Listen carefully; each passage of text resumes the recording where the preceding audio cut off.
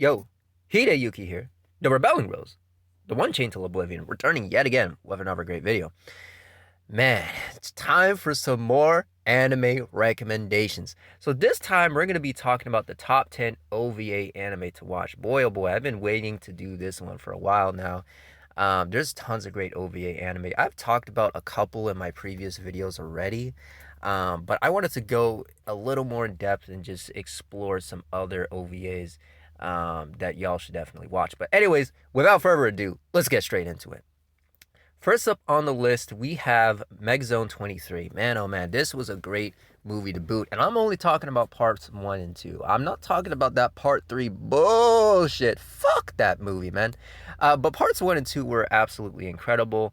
It's cited for being one of the influences, major influences for The Matrix. So you know this is going to be some heat when you're influencing greatness. And this is not one of those cases where it's like, oh yeah, it was influential and it was original, man, but it doesn't hold. No, no, none of that bullshit. No, this holds water in every sense of the word, and it's awesome to see. You have this whole fabricated society, right?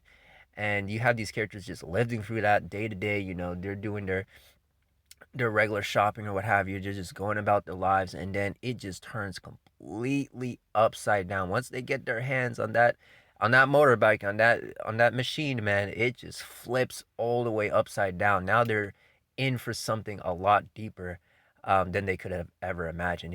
They figure out that the whole thing is just a complete facade and what have you, and the government is desperately trying to keep this behind closed doors. I mean, wow, man, just absolutely incredible.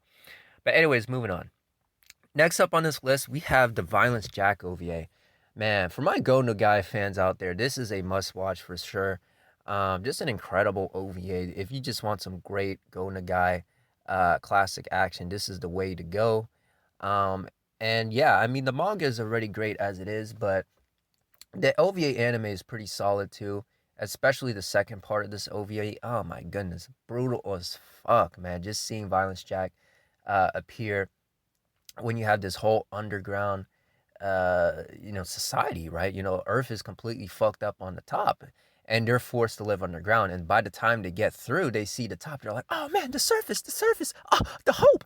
And they look, and it's just nothing but desert land and waste and just pollution everywhere. And they're like, fuck, oh, we're gonna have to start from scratch. I'm like, damn, it's devastating. But it was great watch. But with that being said, it was an awesome watch for sure. Next up on the list, we have Amon Saga. This OVA was kind of a interesting one to boot. It seems like most people that have seen this or have heard of it typically don't like it. I think it's actually better than what people make it out to be. It's definitely a fun fantasy OVA. Maybe not the best one in the world, but definitely one that's still worth watching. And yeah, it's just a lot of fun. If you want, a classic high medieval fantasy kind of story, then this is definitely for you. If you like Vampire Hunter, you'll probably like this as well. It's kind of similar, at least the way the story plays out. But anyways, moving on. Next up, we have Amon Dark Side of Devilman. Man, my Devilman fans, turn up, Devilman fans. If you've seen this, turn the fuck up. This was an incredible OVA. I honestly wish they did more episodes of these. I think it would have been incredible if they adapted all of the manga of the same name. But alas, we only got one OVA, which is fine. And yeah, I mean, it was just completely brutal in every sense of the word. It is definitely the most edgy, brutal, and darkest Devilman that we had on the screen. And man, it's just an amazing follow up to the previous Devilman OVAs that we had in the past. So, great step up. But, anyways, moving on.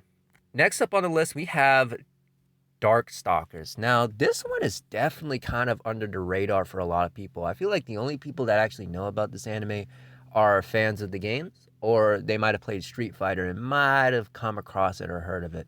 But other than that, most people don't really know what this series is, and it's just a lot of fun. If you like the games, then you're gonna get exactly what you came in for. Lots of nonstop action, and yeah, that's what it is pretty much. Great songs, great animation as usual. Madhouse putting in that work yet again, and yeah, If you're just looking for something fun to watch, Darkstalkers has definitely got you covered. Next up on this list, we have Digital Devil Story. Man, oh man, a great OVA, very very overlooked in my eyes because a lot of folks, even the SMT fans, kind of just scoff at this. They're like, "Oh, it's not that great," or "Oh, it's just whatever." And yeah, for the most part, most video game to anime don't hold water, with the exception of something like Gungrave, because they could just do so much more.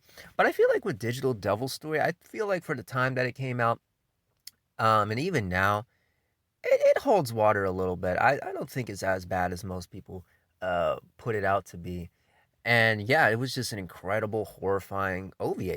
I feel like it achieved what it set out to do. It wanted to be horrifying, it wanted to be terrifying, it wanted to treat itself, seriously, and it accomplished that. It did it greatly.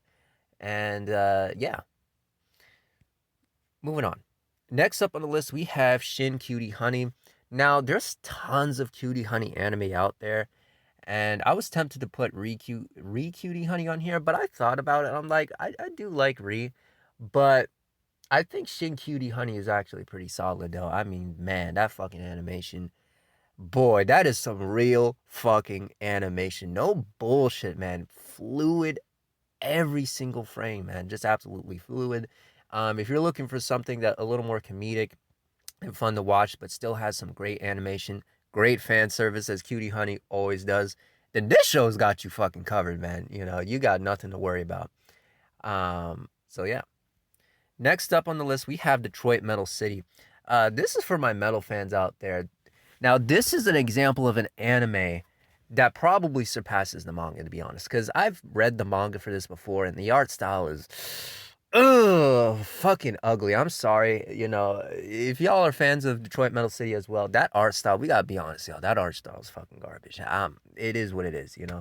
Um, Story is still pretty cool, seeing this singer or what have you, this guitarist, and he's just trying to break into the music industry, right? But he has no other choice but to start up this extreme metal band, that pulls from death metal, black metal, all other extreme kind of genres. And, it treats itself like a parody, it makes fun of the music scene, the music industry, and what have you. And for my metalheads out there, you got references galore. Even rock fans, you got references galore. There's even fucking Visual K references in this shit. So yeah, very very cool anime, and definitely something that's far surpassed the manga. This is a perfect example of an anime that surpasses the manga. That takes the source material and it's like, okay, we gotta polish this shit. And being a manga about music, right? The anime, they got to deliver on that music, and they do beautifully. An amazing fucking soundtrack to boot, and yeah, absolutely incredible. Next up on the list, we have Cyber City 808. I feel like people already know about this one, but I don't give a fuck. The OVA is still great as it stands. It's a very short one, only 3 episodes. But again, Madhouse just doing their fucking thing, man. I mean, they turned the fuck up with this OVA. You have these assassins, right, for hire, these bounty hunters and what have you, and they've been, imprisoned for fucking hundreds and hundreds of years. This is far into the future, and they have to work off their sentence by, working for the government and what have you, and slowly get their sentence off. So yeah, just an awesome OVA, man. Again, another great example of how you do animation. I mean, if you're looking for some great fluid animation from back in the day, Cyber City 808 has got you covered. Last but not least, we have Lily Cat. Man, oh man, this is another great horror OVA, and yeah, this takes a lot of influence from stuff like Alien and The Thing and what have you. And just think of those two movies as an anime film, and you just have this cat, right, just going around terrorizing everyone, and then you figure out it's a fucking robotic cat, and it's taking over the ship and doing all sorts of crazy shit, and I'm like, oh my goodness, man, this is real horror shit. This was definitely something of the time. But even looking back now, I mean, wow, if you're looking at this as a B horror movie to enjoy, then this is definitely the movie for you.